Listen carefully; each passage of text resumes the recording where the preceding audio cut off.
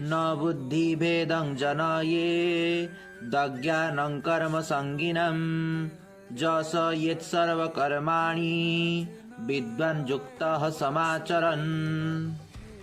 अर्थात परमात्मा स्वरूप अटल भाव स्थित ज्ञानी पुरुष शास्त्र विहित कर्म आसक्ति युक्त अज्ञानी मानक बुद्धि भ्रम अर्थात कर्मर अश्रद्धा उत्पन्न कराइबा उचित नुहे, बरं स्वयं शास्त्र विहित समस्त कर्म भल भाव आचरण करी सेमानक द्वारा मध्य सेहीपरि आचरण कराइबा उचित।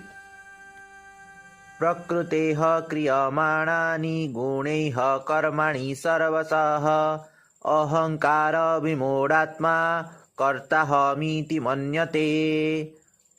अर्थात वस्तुतः समस्त कर्म सबु प्रकारे प्रकृतिर गुणमानक द्वारा करा जाउथाए, तथापि जार अंतःकरण अहंकार द्वारा मोहित होई रहिताए सेही अज्ञानी मु ही कर्ता अटे बोली मने करे।